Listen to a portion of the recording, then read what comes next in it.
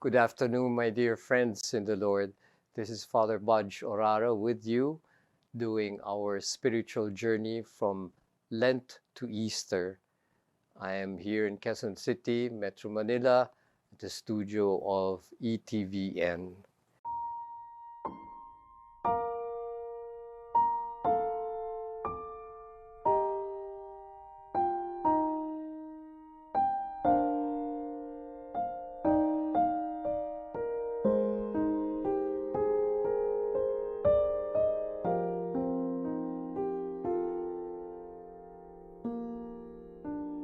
We move to Friday, March 24.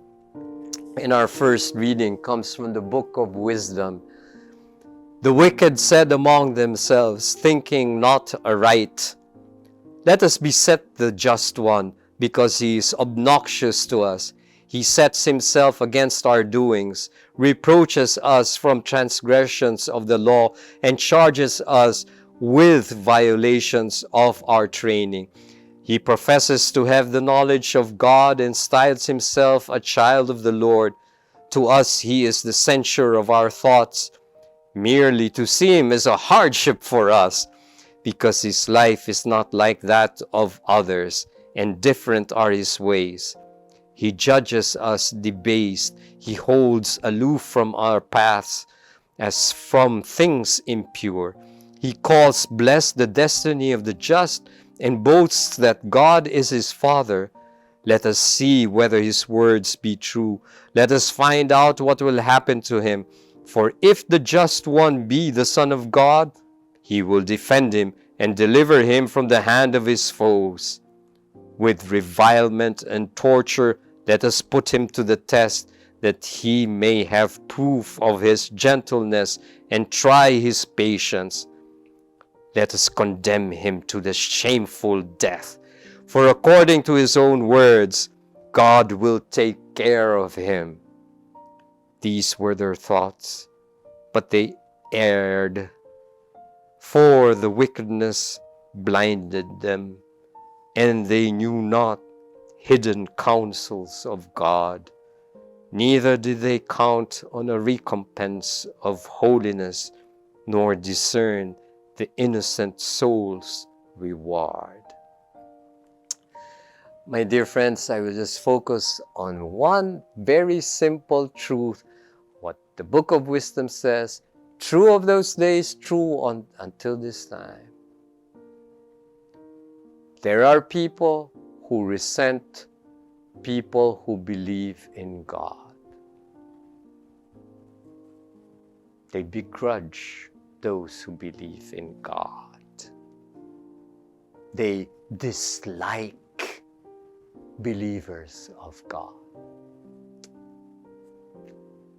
Such is the case. If it's true yesteryears, it's true today, it will be true tomorrow. There are resentful people. There will be those who believe in God and remain believing in God, but I just like to point out, remember, there are many who will resent that.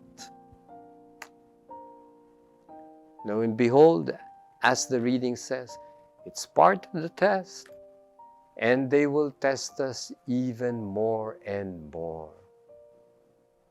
Modern times, modern age, who believes in God? Going to 8 billion people in this world, maybe a little over 1 billion who believe in God. 1 of every 8, that's a small number. Count, or 1 billion of 8 billion. There are 7 billion more who do not believe. And the difficulty is there will be those who will resent us because we believe in God. And that's part of the test. That's part of the temptation. They will persecute. They will oppress. They will hound us and haunt us. And with this pressure, being under pressure, how do we react? What will we do? You are watching ETVN Philippines. Emmanuel, the God with us who saves. We move to our gospel reading now from the 7th chapter of John. Jesus moved about within Galilee. He did not wish to travel in Judea because the Jews were trying to kill him, but the Jewish feast of the tabernacles was near. This is chapter 7 already. But when his brothers had gone up to the feast, he himself also went up, not openly, but as it were in secret. Some of the inhabitants of Jerusalem said, "Is he not the one they are trying to kill? And look, he is speaking openly, and they say nothing to him." Could the authorities have realized that he is the Christ? But we know where he is from.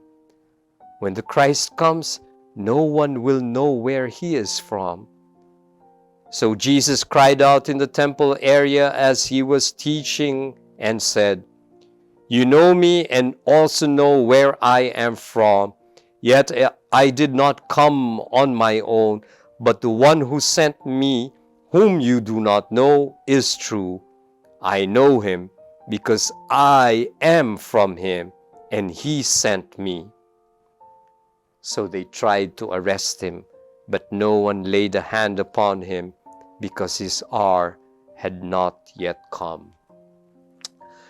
Let me just pick up that term, his hour had not yet come. The hour has come. I suggest to read Iñas de la Poterie. He has an excellent explanation with regard to this. And that is why Jesus is not yet touched here. But the other, shall we say, theme that I would like to focus on briefly also, because this will take a lot, where Jesus came from. Remember in the fourth Sunday of Lent, the gospel reading, the man born blind, they kept asking where Jesus is from. Not directly from Jesus, but the man born blind, they asked him, "Do you know where he is from?" And here, even the chapters before that, they are asking, where is he from? That is very important, where he is from. And of course, one of the big problems for them is he states he is from God. And he even states that God is his Father, and therefore he is the Son of the Father and the Son of God, equating himself with God. That is where he is from. Oh, problems, many problems. And we will not answer the question where he is from, because later on, when we move towards the resurrection, the passion, death, and resurrection, that question will be asked again. And interestingly enough, that question will be asked directly of Jesus Christ by Pilate. Where are you from?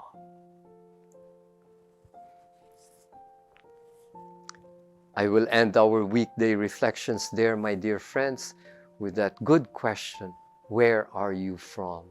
It is good for you to reflect that in prayer. These days, the Lenten season, allow it to grow in you. Where are you from? Asking Jesus of that, and let our Lord Jesus show you, teach you, using your sight of faith, that you may hear his voice and understand more where he is from.